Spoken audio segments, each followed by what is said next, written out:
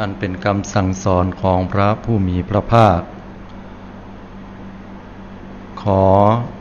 น้อมกราบระลึกถึงพระอริยสงฆ์เจ้าสี่กู่แปนจำพวกน้อมถวายความเคารพแด่ครูบาอาจารย์ทุกตนทุกองค์ด้วยความเคารพอย่างสูงเจริญสุขสวัสดีบรรดาสาธุชนญาติโยมพุทธบริษัททุกท่านขณะนี้ท่านกำลังติดตามรับฟังรายการใต้ห่มพระรัตนตรัยออกอากาศกุเจ้าของวันพุธเวลา 5 นาฬิกาจนถึงเวลา 6 นาฬิกา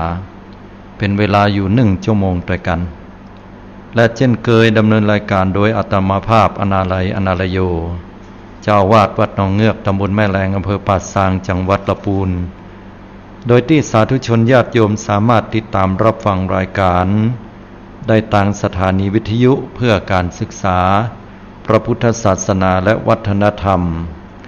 คลื่น FM 104.50 เมกะเฮิรตซ์วัดฝ่ายหินต้องกราบขอบพระคุณในเมตตาธรรมของหลวงพ่อท่านพระครูปริยัติยานุศาสตร์ที่ปรึกษาเจ้าคณะอำเภอเมืองเชียงใหม่เจ้าคณะอำเภอเมืองเชียงใหม่ตลอดจนถึงท่านพระครูสมุวิศวัตรวรกิจโจผู้อำนวยการสถานีวิทยุ 104.50 เมกะเฮิรตซ์วัดฝ่ายหินเจ้าวาดวัดฝ่ายหินและติดตามรับฟังได้ทางสถานีวิทยุกระจายเสียงคลื่น FM 90.75 เมกะเฮิรตซ์เสียงป่าซางต้องขออนุโมทนาขอบคุณกับบรรดาคณะของคุณลัดดาอินตงามที่ได้เอื้อเฟื้อช่วงเวลาดังกล่าวและสถานีวิทยุกระจายเสียงทุกๆคลื่นที่ทำการกระจายเสียงออกอากาศลิงก์สัญญาณไปสู่โสตประสาทของศรัทธาสาธุชนญาติโยมในช่วงเวลาดังกล่าวนี้หรือท่านจะติดตามรับฟังรายการได้ทาง YouTube Channel ย้อนหลังก็สามารถติดตามรับฟังรายการได้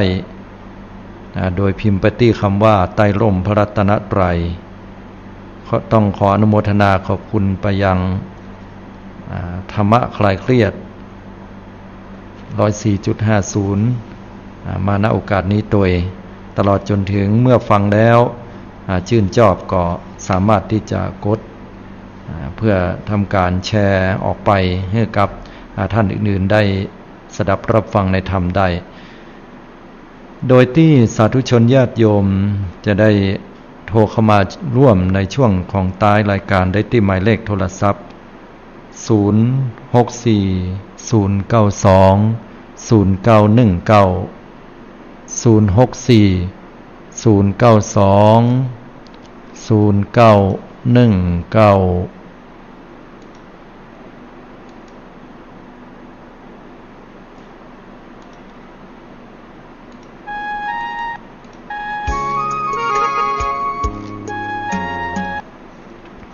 บรรดาสาธุชนญาติโยมทั้งหลาย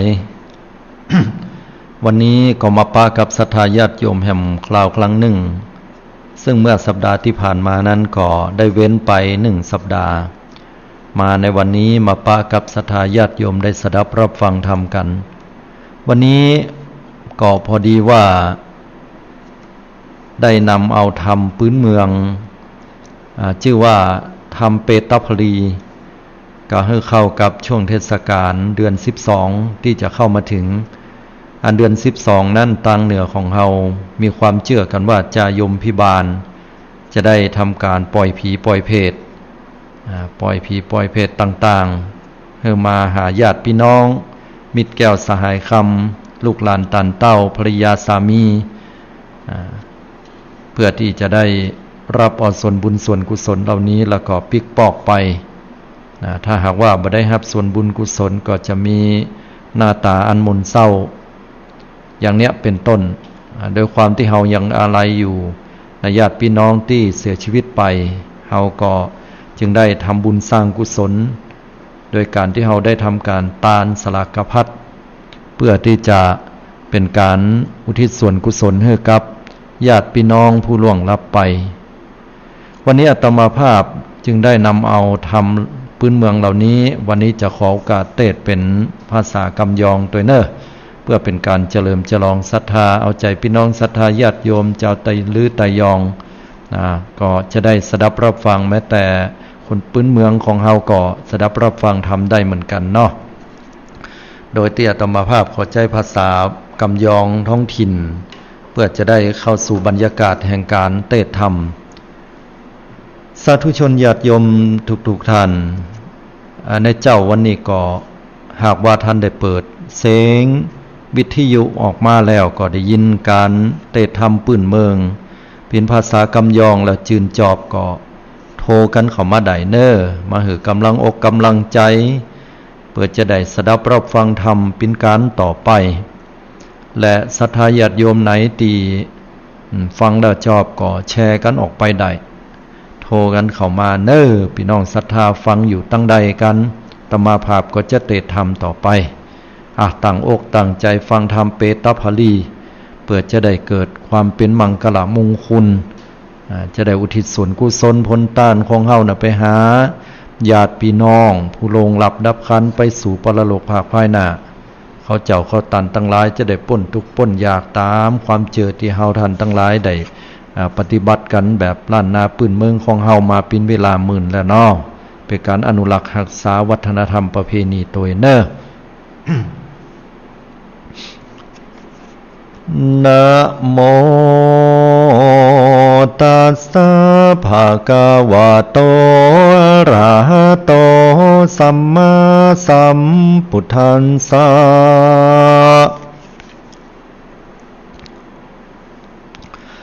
อาทะโคภากวาราจะคะเหวิหารติเวลุวันเนนิสสายาสัทธาอิมังธรรมเตสนังอาหาลิตวาปิมปิสารังอาลาภากเทสีสาธโวดุลาสาปุลิสาตั้งหลายจุงตังโสตาภาสาตหูดาฟังยังโลดธรรมเทศนาแห่งพระพุทธเจ้าอันชื่อว่าเปตภลีดังเฮาจากวิสัชนาไปปายนานิเตอาติเตกาเลปางเมื่อพระพุทธเจ้าแห่งเฮายังสถิตสำราญยังอยู่ในแก้วกูเวลุวนาอารามอันปินติโพธเมตตาเตสันนาธรรมแก่ปนาสัตตั้งหลายยามนันนพยาพิมพิสารก็ยังสำราญอยู่ในห้องภาษาทแห่งตนลาติยาในกลางคืนจักดาไกลลุงมาแล้วพระยาเจ้าพิมพิสารก็มาจิตนาหายังญาติกาวงสามาตาปิตาพี่น้องอันใดตกไปสู่ห้องอบาย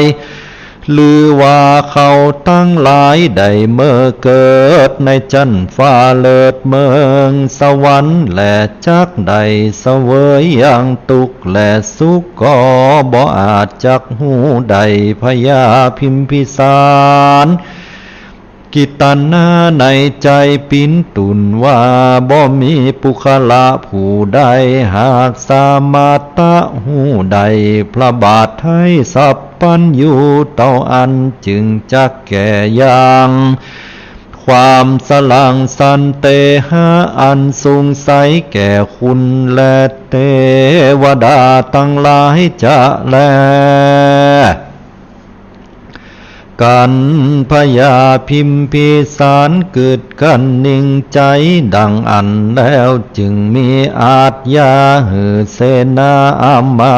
ตย์จัดแจงแต่งดายังเขาน้ำโภ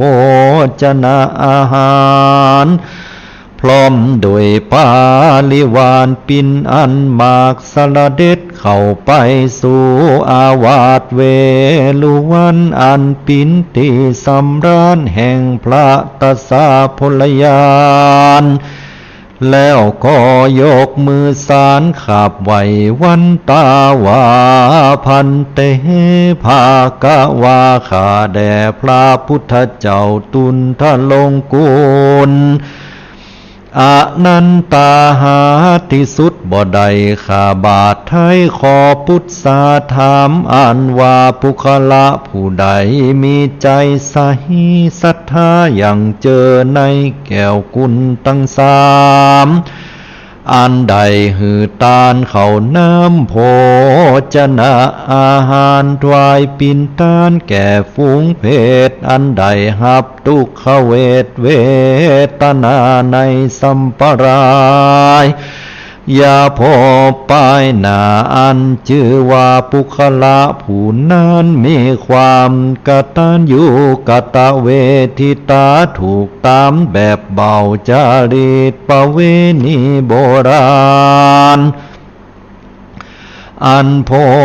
ธิสัตว์เจ้าตั้งหลายกะทำมาแต่ก่อนกะทำบุญอุทิศส่วนบุญไปหายังปิตามารดาพ่อแม่ครูบาอาจารย์อันใดสืบแตนยังเข้าของสัมปติให้นากามเกตในเมื่ออยู่เมืองคุณใดชื่อว่าปุคละผู้นั้นเป็นผู้มีพยา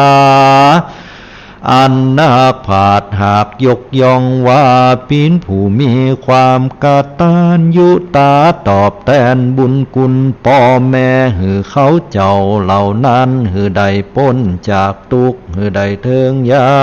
งความสุขจุงปากันตกแต่งยังจตุปัจจัยตั้งศีลมีผ้าจีวลาภิกขาหารมาถวายปินตานแก่พระสงฆ์องค์เจ้ามีพระพุทธเจ้าปินประทานก่อหากจากมีพละอานิสงส์มากนักจะแลดูกลามหาราชาเจ้ากันเทิงเดินสาลทะเดิน12มาไขว่มาหอดจ่ายุมพิบาลก็ปุงอนุญาตปล่อยยังสัตว์นรกคือใดมาเยี่ยมยังฝูงหมู่ลูกหลานตั้งพ่อแม่พี่น้องครูบาอาจารย์สามิกาลูกเต่าอันอยู่เมืองคุณหือใดหับยังส่วนบุญส่วนกุศลอันเขาตั้งหลายกันว่าฝูงเพศตั้งหลายขึ้นมาหอดแล้วเขาก็หีบเสาะแสวงหาฝูงญาติกาพี่น้องอันอยู่แห่งห้องเมืองโคนหวังจากใดหับส่วนบุญกุศลหือตนได้พ้นจากอันเป็นเปตวิสัยส่วนฝูงเพศตั้งหลายอันปินปอและแม่ปู่ย่าตายายก็รีพาพายแล่นไปหาลูกเต่าเล่าลานลินส่วนเพศฝูงอันปินลูกลานลินก็แล่นไปหาอย่างปิตามารดาปู่ย่าตายายในแห่งภายมันสอดเสาะไปโตเขตห้องผู้ปินน้องก็แล่นหาผู้ปินปีก็แล่นหาน้องโตแห่งห้องเกหาส่วนเพศผู้ปินสามิกาก็แล่นหาภริยาเมเก่าส่วนเมนั่นเล่าก็แล่นหาโพหกแล่นเสาะหาตามการเกหาและกองน้อยใหญ่พับเล็บไว้ไปมาในวัดว่าอารามกุฏิวิหารและโบสถ์เปิดจากถาหับเอาของตานอันลูกหลานปันยืนหือลางพองก็ไปสำแดงหือหาน ตูตนบางพองก็ไปเข้านิมิตกำฟันของฝูงหมู่อันอยู่เมืองโคนกันว่าฝูงเพศตั้งหลายได้ยินกฎหมายลายจือเขาก็จืนสู่ยินดีได้หับตานะเปตภลีเขาเหล่านั้นก็อนุโมทนาตานหือลูกหลานใดอยู่ดีมีสุขหือมีโจกมีลาภัสการปนจาพยากังวลอนตาลายหือใดมั่งมูลตุนเต้ามีเข้าของมีเงินมีทองกินก็อย่าได้หมดจกก็อย่าได้เสงหือมีอายุมันยืนยาวจะแลปันดังฝูงเพศล่างพองก็จากันว่าหมู่ตูขาตั้งหลายได้หับแล้วว่าอันส่วนฝูงเพศที่ยังบ่ได้หับส่วนบุญก็มีความเววนห่อนใจว่าจักกะตำสันได้ยังบ่มีภัยทำบุญมาหือปอจวนจักดาถึงเวลาหมดเขตเหตุว่ากรรมป้ายหลังมากำบังเกิดเกิงบ่ฮือหันยังหมู่ปีน้องทำบุญไปหาโลดใดต้องตุกขเวตานาอดอยากหากหาที่ปึงบ่ได้เหตุบ่ได้บุญเมื่อยังคนบ่ได้กระทำบุญกุศลใส่เข้าบาตรหยาดน้ำไม้ต้านบ่ได้หักษาศีลฟังธรรมอยู่โดยความพมาทลาสาบ่ได้บวชกำจูศาสนาพระพุทธเจ้าบ่ได้ยกเอาลูกเต่าลินลานมาโบสถ์เหตุนั้นจึงโลดได้มาปินเพศทุกขเวทเวทนาฟูงปิตามารดาบ่ได้เกิดหอดเมื่อเขาตายลาตอดสัมปติเขาของสืบแต้นมาก็สามปินคุณปาลาบาปใบหับเขาของเฮาไว้แล้วบอกกระทำบุญหาสเปเปตาหานว่าเพศตั้งหลายก็จุ่มสามฝูงอันใดโฮมสร้างอยู่ยังคุณบ่เกยทำบุญไปหาสักเตอบ่ได้มีใจใฝ่กึดตึงหาปินผู้หาพยาปัญญาบ่ได้บ่กินบ่ตานเพศตั้งหลายตีบ่ได้หันญาติกาพี่น้องมาทำบุญไปหาเขาก็จุ่มสามนาต่างๆว่าหาที่ปึงอาสไลบ่ได้กันเถิงกำหนดมาไขว้ก็จักได้ไปสู่ยังที่อยู่นรกเก่าแลนาดู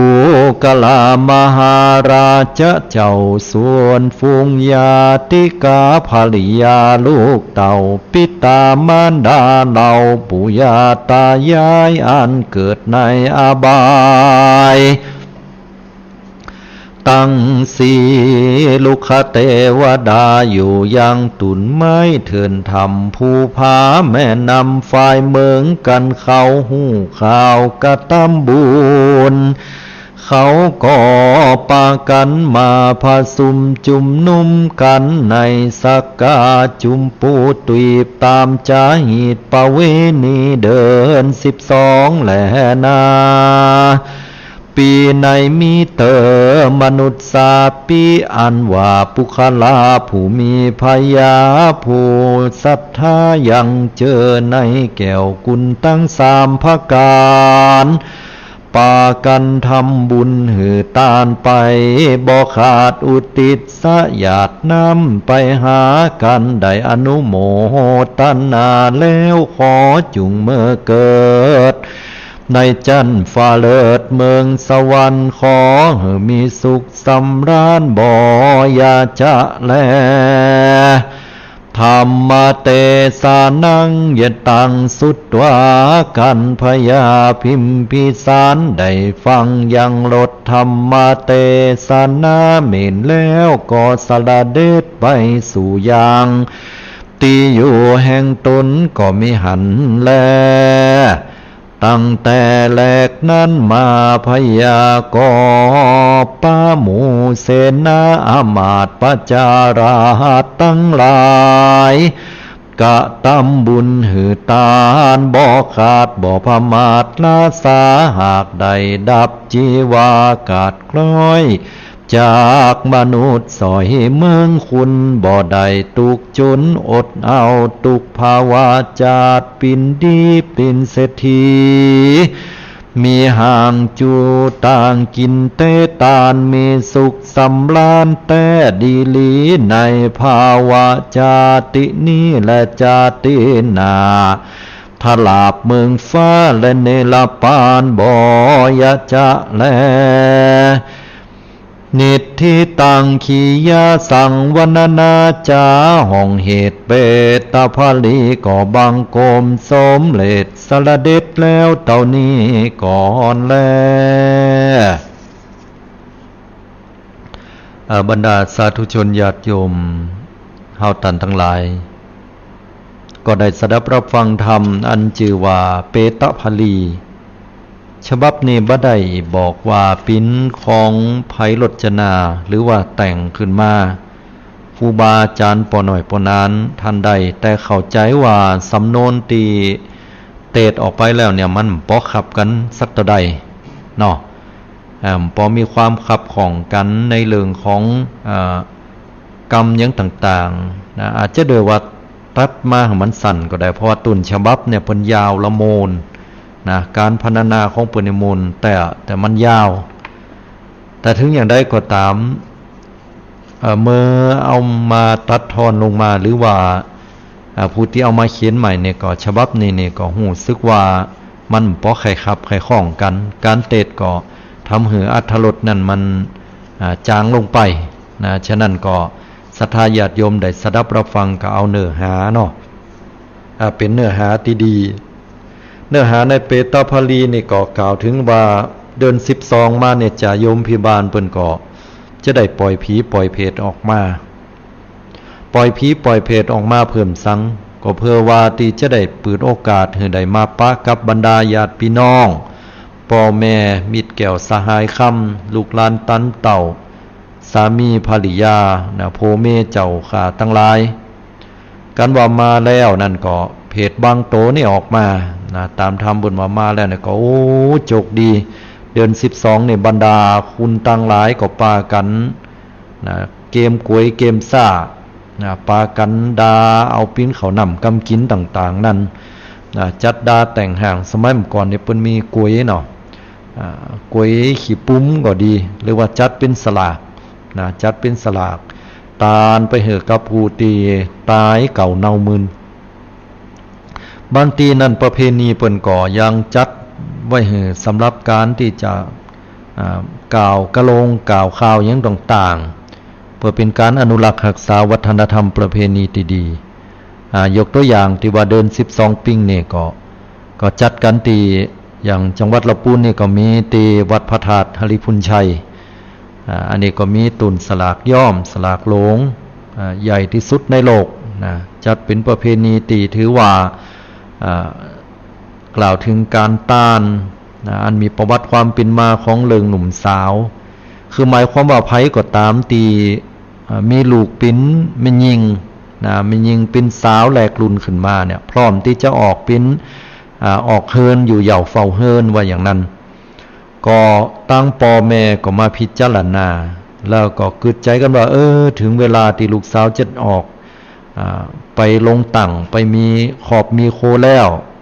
ก็มากึดใจปรึกษาหารืออู่จากับญาติพี่น้องแล้วก็ไปอู่ไปจาปรึกษาหารือกับครูบา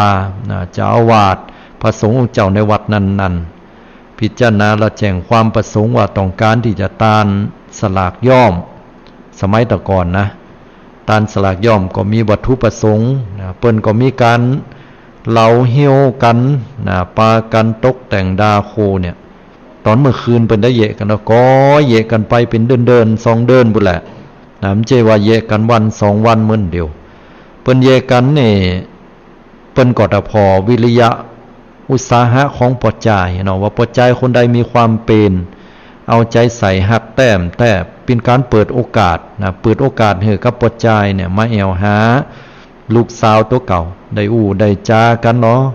ว่าปอจายคนนี้เนี่ยเป็นคุณอย่างใดนะมันคุณแต่กำแต่นะคุณแต่มันลอมแหลมลบแลบไปเห็นมันก็ลบไปนะ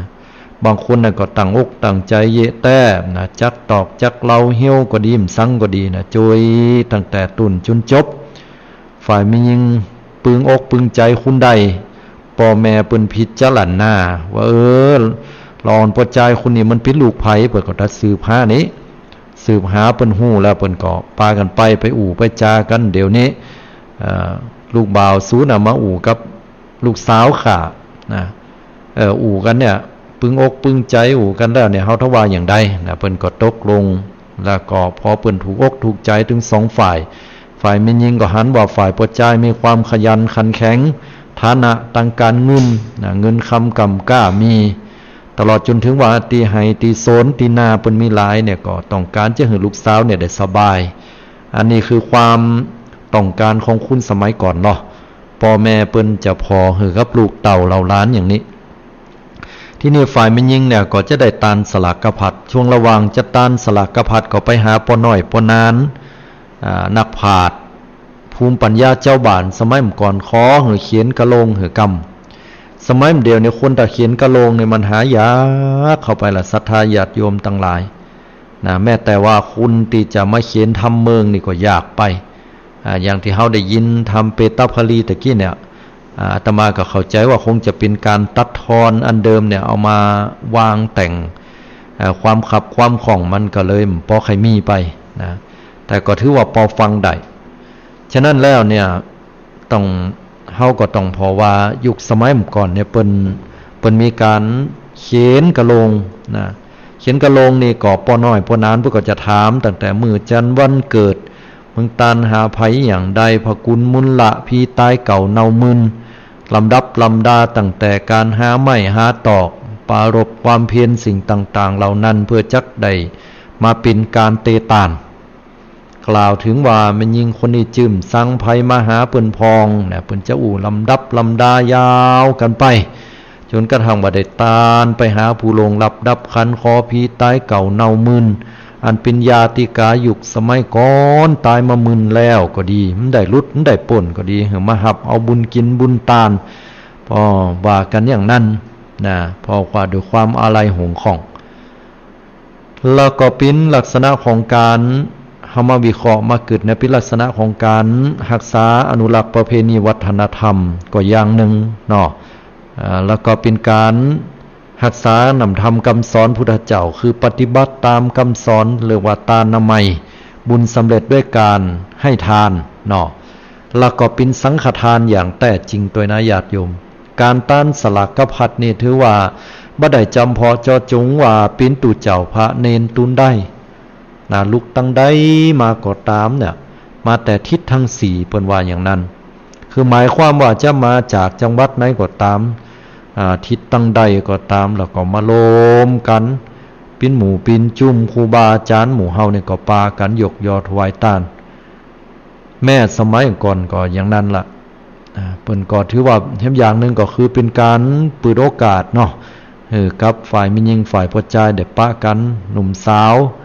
นะได้มามาจากันและถูกอกถูกใจก็ได้แต่งกันแต่งงานลงตั้งมีครอบมีครัวอยู่ด้วยกันไปอย่างเนี้ยเป็นต้นอันนี้ก็ถือว่าเป็นการอนุรักษ์รักษาประเพณีวัฒนธรรมที่ดีฉะนั้นศรัทธาญาติโยมก็ได้ฟังฟังธรรมกันจบกันลงไปที่นี่มาถึงปัจจุบันนะญาติโยมทั้งหลายเนอะอย่างอาตมาภาพว่าการถวายเนี่ยก็ถ้าเฮาถวายเป็นตนเดียวก็จะเป็นปฏิปุคลิกทานหมายความว่าเป็นการต้านเฉพาะบุคคลเจาะจงไปก็ยอมมีอานิสงส์หน่อย แต่เมื่อใดก็ตามที่เฮาได้เหือเป็นสังฆทานสังฆทานก็คือการเหือแก่ตุเจ้าพระเนนโดยติ๋มได้จำเพาะเจาะจงว่าเป็นภิกษุสามเณรตุนใดตุนหนึ่งนะก็หาไม่เฮาสามารถที่จะถวายได้หมดเลยคือเฮายกถวายในวิหารแล้วเมื่อยกถวายในวิหารแล้วเนี่ยศรัทธาญาติโยมทั้งหลายถ้าหากว่าเปิ้นมาอ่านสินสลากเน้อศรัทธาญาติโยมของถ้าน้อยอกมองใจหรือว่าติมใจต้านบางคุณเนี่ยก็ว่าได้มาพอหันเป็นตุเจ้าตุเจ้าหนุ่มตุเจ้าน้อยหลังว่ามีบุญหน่อยให้กะเนาะหรือว่าบางตุนก็ตุเจ้าเพิ่นมาโบสถ์เมื่อเฒ่าได้ว่าซาเดียว3 เดือนตึมไข่ตาลบางคุณก็ว่าพระน้อยโหขี่โคกแค่นะเขาก็ตึมไข่ตาลเขาก็ได้ครูบาตุนเฒ่าๆพรรษาได้เป็น30-40ปุ่นนี่นะเอาพรรษา10ขึ้นไปว่าอย่างนั้นอันนี้เป็นลักษณะของอานิสงส์ผลบุญที่ได้หน่อยถามว่าเขามีความเจอหรือว่าเขามีหลักฐานอันใดที่ปรากฏจดเจอในการกล่าวอย่างนี้อาตมาภาพก็ขอยกเอาเรื่องราวที่องค์สมเด็จพระสัมมาสัมพุทธเจ้าพระองค์ท่านยันในคราวครั้งที่ยังทรงพระชนอยู่นั้นมีอยู่ครั้งหนึ่งพระนางประชาบดีโคตมีพระนางหรือว่าแม่นาเปิ้นนั่นเนาะแต่มาบวชเป็นภิกษุณีตุเจ้าไม่ยิงสมัยเดียวนี่ในเทรวาทเฮามันมีละเนอะภิกษุณีหรือว่าตุเจ้าไม่ยิงสมัยก่อนนั้นพระนางประชาบดีก็มีความตั้งอกตั้งใจว่ามีผ้าเนื้องามผ้าพื้นหนึ่งงามขนาดเลยตั้งอกตั้งใจว่าออกวาสาแล้วเนี่ยก็จะได้ทักทอแป้งเป็นผ้าจีวรเนี่ยไปถวายพระพุทธเจ้าเพื่อเป็นการปูจาคุณของพระองค์ท่านที่ได้เมตตาให้ได้บวชกว่าจะได้บวชนี่ยากขนาดแล้วก็เป็นการทำบุญสร้างกุศลตัวพระนางก็ตั้งอกตั้งใจเป็นอย่างดีจนออกวาสาแล้วเนี่ยก็ตั้งใจเอาไปถวายพระพุทธเจ้าปรากฏว่าเอาไปถวายพระองค์ท่านแทนที่พระองค์จะได้สรรเสริญในความดีที่พระนางนั่นได้ต้านให้กับพระองค์ท่านพระพุทธองค์กลับตรัสตอบไว้ว่านางเอ้ยบัดหาเอามาตานเฮาตุนเดียวเพราะว่าได้อานิสงส์หน่อยพุทธองค์ก็เลยกล่าวถึงอานิสงส์ว่าไล่ตั้งแต่สัตว์สิ่งหิ่งห้อยตัวน้อยมาขึ้นมาตามลำดับตานหาคุณตีเป็นสัตว์สิ่งตานหาสัตว์สิ่งหิ่งห้อยหรือว่าตานหือสัตว์สิ่งหิ่งห้อยก็ได้ผลบุญกุลตานหน่อยตานหือกับเหล่าสัตว์อันเป็นสัตว์ตัวใหญ่100 ครั้งก็บ่เตรียมเตาตานหือกับคุณเฮาติ่มมีศีลมีธรรม1 ครั้งตานหือกับคุณมีศีลมีธรรมครั้งเดียวก็100 ครั้งก็บ่เตากับตานหือกับคุณมีศีลมีธรรมเนี่ยครั้งเดียวตานหือคุณมีศีลมีธรรม100 ครั้งบ่เตาตานหือกับคุณที่เป็นพระโสดาบันคือพระอริยเจ้าจันตุน1 ครั้งตานหือพระโสดาบัน100 ครั้งบ่เตาตานหือพระสกทาคามี1 ครั้งตานหือพระสกทาคามี100 ครั้งบ่เตาตานหือพระอนาคามีครั้งเดียวตานหือพระอนาคามี100 ครั้งบ่เตาตานหือกับพระอรหันตา1 ครั้งและตานหือพระอรหันตาครั้งเดียว100 ครั้งบ่เตาตานหือกับพระพุทธเจ้าครั้งเดียวแต่ถ้าหากว่าตานหือพระพุทธเจ้าแม้เพียงว่า100 ครั้งก็บ่เตาตานหือกับสงฆ์สาวกพระพุทธเจ้าอันมี4 ตนขึ้นไปโดยมีพระพุทธเจ้าเป็นประธานยอมมีอานิสงส์มากมายมหาศาลและบ่ได้จำเพาะเจาะจงแก่ตนใดเมื่อพระนางประชาบดีได้สดับรับฟังอย่างพระนางนั้นก็คลายความเศร้าโศกเสียใจ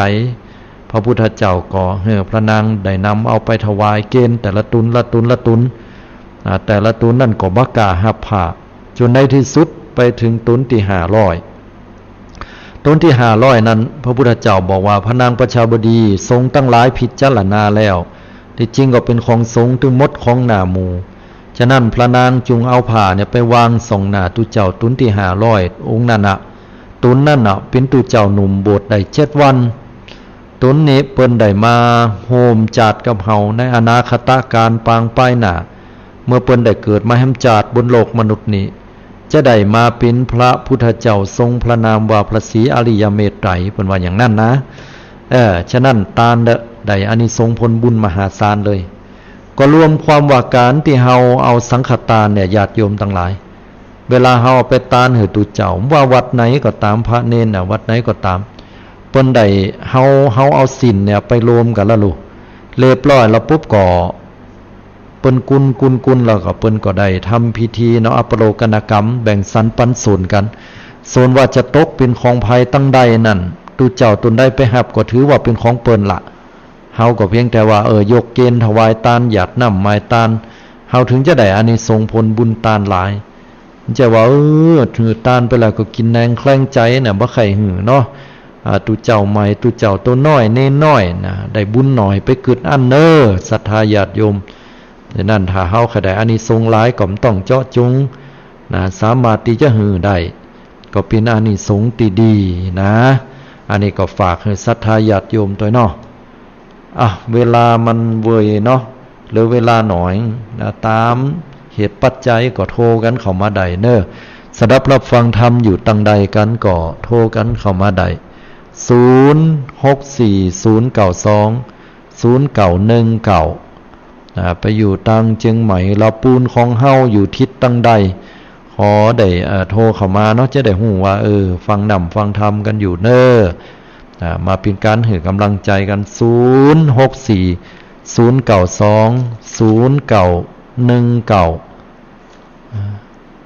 มาโทรมาละ2105เจริญปอนโยมมาจากเจ้าครูโทรมาจากล่องวัวแดงเหมือนเดิมเนาะเจ้าฟังทำยองหลักเก้าวันนี้ถามกับทำยองนะนะว่าจะเจอจะไปฟังนะก็ซื้อว่าจะฟังทำยองซื้อว่าโมนดีกะน่าจะหมดอ่ะก็อนุโมทนาตัวที่ได้ฟังนะเราฟังหูเริงอยู่นอกว่าเหตุการณ์มันเป็นอย่างใดนะเพื่อนอยู่อนุโมทนาแล้วเปิ้นมีสลากตั้งปุ่นน่ะบ้องหัวแดงแบบมีสลากเปิ้นตันสังกับพี่เนี่ยมันเป็นมันแค่อันน่าเป็นนี้นะนี่อยู่เองทำแบบนี้มักตาเจ้าเต้าปูหรอเจ้าขันน้ำปูสังกะแปงดีละอนุโมทนาบุญมีหลายสายที่เข้ามาอยู่เนอะขอบคุณที่ได้โทรเข้ามาเนาะโชคดีเนอะอยู่ดีไม่สุขเนอะเจริญปอนแม่ลงปั่นแสงค่ำลงฟังอยู่นั่นวันนี้เขาใจดีใช่ไหมเขาทำมันนี่โมนติมใจเนาะเจ้าจงใจแล้วยายตานก็เป็นสมมติว่าเกิดงานขั้นเขานิมนต์มาบาทนี่ได้ก็แทนพระครูได้กะเหมือนบอกตีเขาแล้วไปเนาะได้กะเป็นยังเพราะว่าสมัยพระพุทธเจ้าเนี่ยพระองค์ท่านนี่ยังได้รับนิมนต์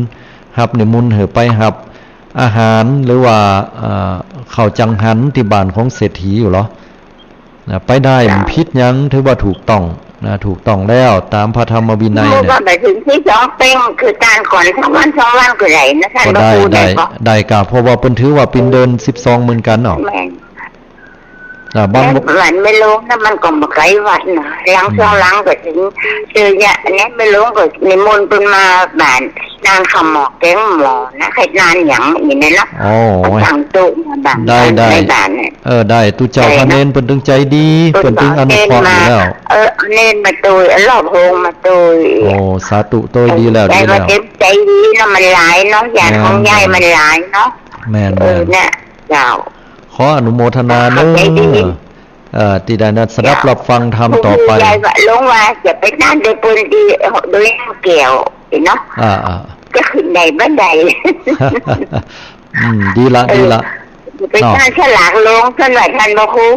เดียวเป็นนำบุญเนอะอนุโมทนาบุญตัวนี่นะว่าจะร้องขึ้นไปอาศัยไปเตยปืนที่รถใหญ่ก็ขึ้นไม่ได้นะรถสูงก่อนเนาะจากอุบัติเหตุที่ขานี่เนาะแม่นเราพอขึ้นเนาะเป็นบุญวินาก็จะขึ้นได้เนาะอาศัยไป เต้ก็ลงบ้านนะ ก็ ใครหันนี่นะอยากลงก็จะไปต้านพระธาตุทองทานให้ที่บนใจเก่าเราเมินทองอิเสซองเป็นหนอนท่านพระครูเนาะใดมันกันเนาะแมนก็ไปลืมเอาคุณไปดูแลตัวเนอเผื่อแกมตัวไว้ตัวเนาะอย่าได้ก่อไว้พรให้อยู่ดีมีสุขเนอสาธุอยู่ดีแม่หลวงเปิดกันได้โทรมาเนาะได้ได้จากันพี่น้องเจ้าไตหลือของเฮาก็ขออนุโมทนาปิตินาอนุโมทนาบุญอย่างยิ่งโทรกันเข้ามาได้บ้านซ้ายเนี่ยบ่ได้รับต้องขออภัยเด้อ0640920919นะไผโทรตั้งใดอยู่ที่ไหนตั้งใดในโทรเข้ามากันทำกรรมเด้อเป็นนับบุญด้วยกันนะเนาะตะกี้ในก็ไม่ได้รับสายอยู่ก็ถือว่าเป็นตินาอนุโมทนาในบุญที่ศรัทธาญาติโยมจะได้ทำบุญสร้างกุศลกันสำหรับเดือนนี้เนาะเดือนที่จะถึงเนี่ยนะเดือน12เนี่ยว่าเฮาจะนิมนต์พระสงฆ์องค์เจ้ามารับที่บ้านของเฮาเนาะเพราะว่าเฮาไปลำบากนะเป็นข้าวหม้อแกงหม้อถวายเป็นต้านได้หมดพระพุทธเจ้าว่าข้าวแม้แต่ทัพพีเดียวก็ถือว่าเป็นสังฆทานได้นะ9200เนาะภัยโทรมาจ้าเจริญปอนจ้าพระอาจารย์จากไหนตั้งใดจากมันเราสันปิงเจ้าเราสันปิงเอาไก่อันเอาโทรศัพท์เขาไก่น้อยจ้าได้ยินละเป็นใดวันนี้ฟังธรรมยองจ้ะแต่ทำยองบักเกยได้ยินเนาะหรือว่าได้ยินพองเป็นเตอกะร้องนะฟังหูเลิงพองบ่หูเลิงพองเนาะเป็นธรรมดาได้หรือว่าฟังหูเลิงดีพูดแล้วมันจะเอาเลยจ้ะฮะฮัลโหลพูดแล้วมันจะเอาเจอกันนะพูดแล้วเนี่ยมันได้ออกสักกรรมโยมก็เข้าใจผิดอาตมาเข้าใจผิดว่าอันพูดแล้วเนี่ยก็นึกว่าเป็นเมื่อเจ้าวันการบ่เนาะจะได้ก่อหับฟังก็ขออนุโมทนาเนอเป็นบุญเป็นกุศลตั้งเหล่าสันปิงในเปิ้นก่อตานอยู่กะสลาก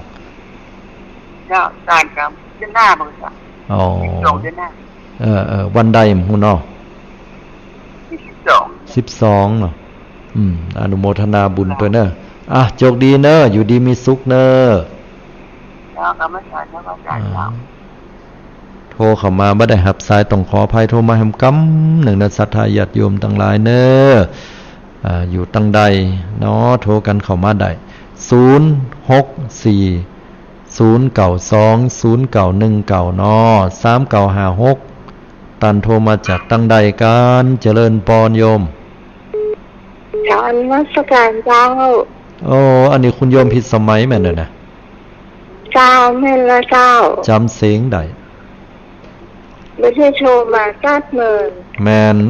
ก็ว่าเพิ่นฟังเฮาเฮก้าบัดนี้เพิ่นไปอยู่ในตั้งใดบัดนี้ฟังเจ้าฟังแต่ว่าบางทีก็ฟังเนี่ยกะ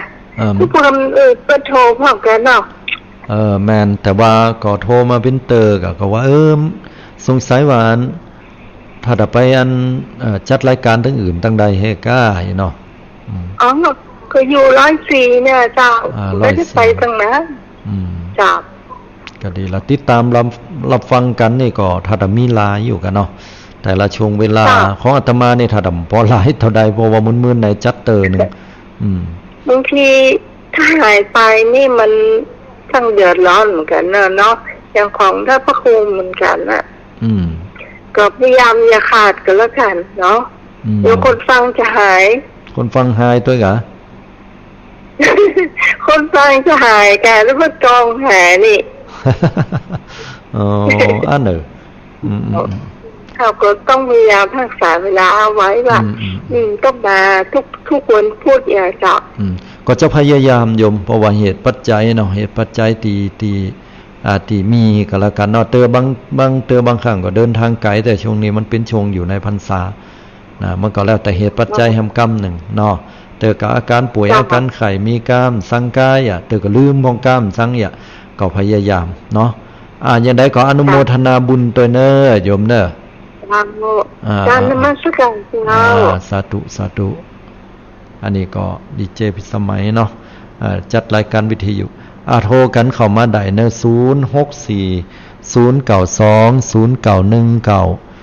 อยู่ตังใดขอได้โทรมากันอู่จ้าตักตายบัดเดี๋ยวนี้บ่ค่อยได้ยินตังชัยประการตังหยังเนาะถ้าคืนบ่ฮู้ว่าไปถึงก่อ6243เจริญปอนการนมัสการเจ้าจากไหนจ้าศรีโพธารามเจ้าศรีโพธารามฟังรายการอยู่เนาะเจ้าวันนี้แปลกๆหน่อยได้เป็นการเตะทำยองอ่ะเจ้าแต่ก็พอฟังหูเริงเจ้ามีกระเจ้าอย่างเดียวบ่อู้อย่างอื่นเจ้าบ่เป็นอย่างเจ้าฟังแล้วฟังแล้วก็ดีว่าเขาได้ฟังทุกวันพูดมันก็ถ้าท่านก็ออกนี่เหมือนว่าวันนี้ไปไหนแบบสบายกันหมายความว่าเพิ่นไปไหนเนี่ยบัดสบายก็ไปตั้งใดเนาะเจ้าก็ดีละขอบคุณหลายๆที่เป็นห่วงเป็นใยติดตามรับฟังกันเจ้าตั้งแต่อันแม่เดินไปที่จังหวัดหลวงท่านก็ยังมาเจ้าของนี้ก็นอกบางเตอก็อาจจะนอกเวลาอาจจะบ่ได้ปะกันแล้วเข้าไปตอนกี่โมงล่ะโยมแล้วก็8:00 นปลาย8:00 นปลายนี่น่าจะอยู่แล้วนะสักลังเตอเพิ่นก็ใจศาลาแฮมตีก็มีเนาะอาจจะไม่ได้อยู่ตรงนั้นอาจจะเป็นแฮมศาลาแต่ว่าโยมแม่แต่ว่าฝากเพิ่นว่าพอสักกันเทศน์น้อยที่ใดก็จะก็ได้เหมือนกันถ้าเพิ่นมีเต็มมาได้ก็สมทบกันอันนี้พอดีก็ขออนุโมทนาโยมเน้อก็ฝากโยมเขาไว้ได้เมื่อกับลูกศิษย์ลูกหาทุกมนเนาะโชคดีเน้อสาธุ2683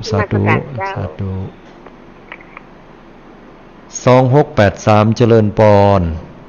เจ้ากับภาษาเจ้าท่านพระครูเสียงดีเสียงชัดเจนคนอื่นนะเสียงซุเบาแท้โยมแม่อยู่ดอนใจประแดดนะเจ้าดอนใจประแดดนี่เป็นพี่น้องกำเมืองเนี่ยเวลาฟังยองในปอหูเลิงอยู่เนาะหูอยู่เจ้าหมายถึงว่าเตะทำยองเนี่ยนะตอนเทศก็ม่วนอยู่เจ้ามันก็ม่วนไปแบบนึงไปแบบนึงเนาะ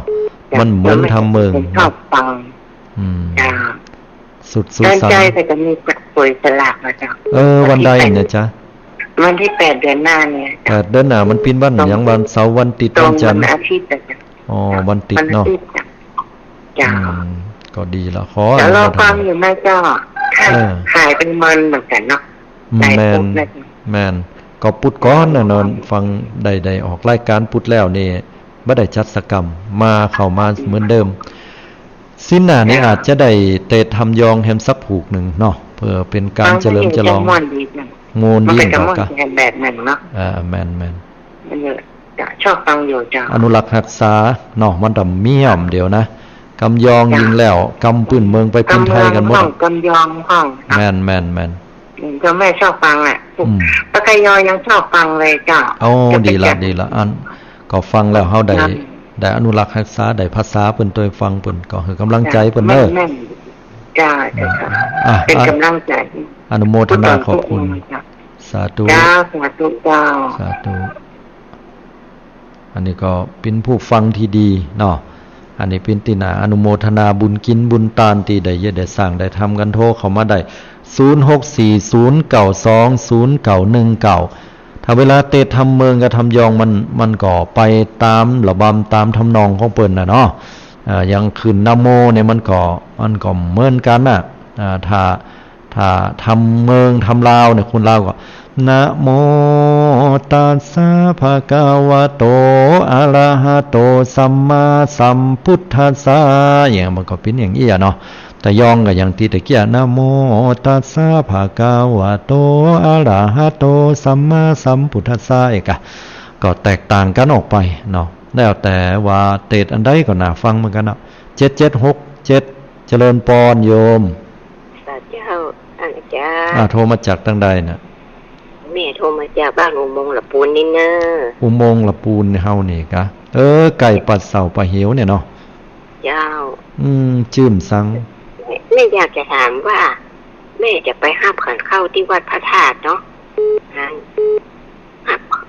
ร้านแม่ของ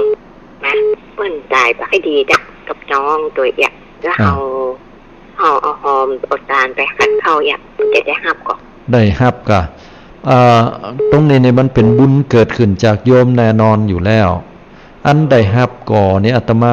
คงตอบบ่ได้แต่ว่าบุญเนี่ยได้แน่นอน100%เลยเนาะพอคำว่าฮับได้ฮับก่อนี่มันขึ้นอยู่กับโตเพิ่นน่ะถ้าโตเพิ่นไปเกิดเป็นคุณแล้วเนี่ยเพิ่นก็บ่ได้ฮับแล้วบุญนั่นก็ปิกปอกมหาโยมอีนะแต่ถ้าเพิ่นไปตกละกรรมลำบากที่ไหนเนี่ยเพิ่นได้ฮับแน่นอนได้ผลบุญภพภูมิที่เพิ่นได้อันนี้โดยเฉพาะการไปเป็นปรทัตตูปชีวเปรตเนี่ยเพิ่นก็ไปเกิดแน่นอนแล้วถ้าเป็นเทวบุตรเทวดาเฮาก็ได้ประจานไปก็ห้ำฮิห้ำให้ห้ำว่าขอเถิดเทวบุตรเทวดาไปเล่าขานบอกกล่าวเพิ่นก็จะได้เป็นอนุโมทนาใหม่แต่ก็เป็นบุญกุศลเหมือนกันก็ได้รับเหมือนกันลักษณะนี้ฉะนั้นสรุปแล้วก็คือว่าแม้ว่าเขาจะอยู่ต่างบ้านความหมายของโยมก็คือว่าเขาอยู่โมงตั้งอุโมงค์ตั้งหยังพี่น้อแล้วก็ไปตันขันเข่าติดพระธาตุมันไกลกันเนี่ยเพิ่นได้รับก่อนะแต่เดียวเป็นบุญได้หมดโยมในพุทธศาสนานี่นะวัดตาลดังใดอานิสงส์ยิ่งหนักเพราะว่าพระธาตุนี่ถือว่าพระสงฆ์องค์เจ้ามากันหมดถึงจังหวัดแล้วก็จังหวัดใกล้เคียงที่เป็นได้นิมนต์บางส่วนมาเนาะก็ขออนุโมทนาเด้อไปฮับทุกทีเนี่ยแต่ห้องใจเนาะแต่เลยว่ามีโอกาสก็ถามท่านเป็นสังฆทานกะเป็นสังฆทานเฮาจะได้เจาะจงตุเจ้าตุนได้ตุนหนึ่งเป็นภัตตาหารนะแน่นอนได้บุญเนอะโยมเนอะสรุปแล้วดีมากดีขนาดเลยไปเด้อเนอะสาธุสาธุอยู่ดีมีสุขเนอะอภัยที่โทรมาแต่หับซ้ายก็โทรกันเข้ามาได้อยู่เนอะ0640920919นะฮะภัยอยู่ตั้งใดเนี่ยโทรกันเข้ามาได้เนอะสำหรับวันนี้นี่เป็นพิเศษอูจากันเถอะตะกี้มาแต่หับถึง4สายหายไปนึกได้ทัดแต่น้อยใจให้กะ โทรไปก็บ่ฮับนี่นะทัดว่าอีเนาะขออภัยตัวเน้อเพราะว่าฮับสายซ่อนบ่ได้7170เจริญปอนโยมนมัสการเจ้าเสียงดังฟังชัดจากไหนจ้าอันนี้จากลงเนื้อดอยสะเก็ดเจ้าลงเนื้อดอยสะเก็ดกะจังหวัดที่ใหม่อยู่ลงเนื้อกะเจ้าพี่น้องเจ้าไต้ลือกะเจ้าลือเจ้าพี่ลือเจ้าตะกี้แม่ลงอย่าแม่ลงสังค่ำกับแม่ลงยังก็ที่บันโทรมาตะกี้น่ะอันนั้นตั้งสำหรับเป็นมันก่อนก่อตั้งดอยสะเก็ดก่อนนะเจ้าอันนี้ลงเนื้อบ้านลงเนื้ออำเภอดอยสะเก็ดดีอกดีใจปีท่านมายึดเจ้าสาธุอนุโมทนาพี่น้องศรัทธาลงเหนือได้โทรมายินดีล่ำเน้อที่ได้ได้จ้านี่นะชอบภาษามันโทรมาเน้อไปว่าอันไว้อีเน้อทำเป็นการรบกวนฟังกูเป็นกูองค์จะโทรตั้นเป็นเราเป็นยังเนาะยังโทรมาอย่าได้ก็ขอฝากในวันปุดเวลา5 โมงถึง 6 โมงนะช่วงเวลาเนี่ยเฉพาะวันปุดเน้อติดตามอาตมาเลยเจ้าโยมแม่เขานี่ตั้งศาลนี่ทำเป็นศีลหนักแต่12ปีจะมีหนักราคาเป็นหนักถ้าลงเหนือปีนี้เปิ้นมีกินสลากเปิ้นว่าพอตุลงว่าจะมีเป็นเงินนะเจ้าแต่ว่าเปิ้นได้บอกวันเด้อเนาะจ้าได้วันกันเด้อ23ตุลาอยู่ตั้ง23ตุลาเจ้าสาธุไผอยู่ไก่อยู่หิมหรือมีญาติพี่น้องไปกินไปตานได้เนาะ23ตุลาเด้ออนุโมทนาตัวเนออยู่ดีมีสุขพี่น้องเจ้าไต้ลือสาธุสาธุพี่น้องตังลงเหนือเนาะพี่น้องไต้ลือลุดไปละซ้ายโทรมาใหม่พี่น้องตังลงเหนือนะโดยสเก็ตเชียงใหม่เนี่ยถือว่าเพิ่นเป็นพี่น้องเจ้าไต้ลือ อูจากันมนเนาะอูจากันมนกันงานสันเหล่าก็พี่น้องชาวไต้ลือกับไต้ยองนะก็ต่างกันไปหน่อยๆแต่ชาติพันธุ์เดียวกันก็คือความเป็นไต้ลือนั่นแหละเนาะยองเฮาบดีนะบดีบ่เอาเนี่ยลือเพิ่นก็อาจจะออกมาเสียงแก่นหน่อยบดีบ่เอาอย่างเงี้ยก็ต่างกันหน่อยยองก็นำบวยนะ ลือก็นำบวยอย่างเงี้ยก็จะต่างกันไปหน่อยๆเนาะสำเนียงภาษาของแต่ละที่แต่ละท้องถิ่นมันก็ต่างกันไปฉะนั้นก็ถือว่าเฮาอนุรักษ์รักษาของเฮาไปถือว่าเป็นมรดกตกทอดที่ปู่ย่าตายายคุณเฒ่าแก่ป้าลงแม่ลงป้าอุ้ยแม่อุ้ยเนี่ยเปิ้นได้ฝากมาถึงเฮาแต่ว่าเดี๋ยวนี้มันก็หายกันไปตามยุคตามสมัยแล้วเนาะฉะนั้นก็ต้องรักษาไว้โทรกันมาได้นะ0640920919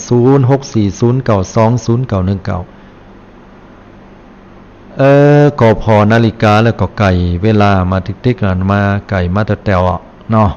จะได้ก็คงจะต้องได้นำเอารายการไต่หุมพระรัตนตรัยนี่ปิกปอกไปก่อนเนาะอย่างได้ก็ตามเนี่ยศรัทธาญาติโยมติดตามรับฟังอาตมาโดยตลอดเนาะของทุกๆวันพุธเวลา5 โมงเจ้าถึง6 โมงเจ้าอาตมาก็จะได้มาประจำการแล้วก็มาเทศธรรมเอาธรรมะของพระพุทธเจ้ามาเทศน์ให้ศรัทธาฟังแล้วก็ตลอดจนถึงว่าได้เตะอู่เป็นกำเมืองกำยองกำลาวหองเนาะสลับหมุนเวียนพัดเปลี่ยนกันไปก็เพื่อที่ศรัทธาญาติโยมนั้นจะได้เจริญได้ฟังแล้วเกิดความปิติยินดีใจบานอนุรักษ์วัฒนธรรมตัวสำหรับวันนี้ก็หันว่าเป็นเวลาอันสมควรแล้วนะก็ขออำนวยอวยพรศรัทธาญาติโยมทุกท่านทุกคนขอกุณของพระติทไลรัตนะผ่านแผ่วพระแก้วเจ้าทั้ง3 ภาคการอันหมายมีคุณของพระพุทธเจ้าพระธรรมพระสงฆ์ศีลธรรมกรรมฐานขอได้มาสถิตอยู่ในเส้นเก่าบนโหกังกับหม่อมจอมควันของมูลศรัทธาเจ้าข้าทั้งหลายเจ้าข้านั้นได้อยู่ดีมีสุขปนขอหายน้ำขออยู่ดีมีสุขบุญกรรมบุญจูกาโมนคายมานเงินคำกำก้าแก้วแวนแสนสิ่งไหลมาบ่ได้ขาดสายเหมือนน้ำจิ้มทรายขอทุกท่านเจริญด้วยอายุวันนะสุขะพละให้ได้ดวงตาหันธรรมถึงฝั่งมรรคผลนิพพานโดยเร็วพลันทุกท่านทุกคนสำหรับวันนี้ขอนำเอารายการไต่ห่มพระรัตนตรัยปอกไปก่อนพระกันในวันพุธหน้าขอเจริญปอนอายุวันโนสุขังพลัง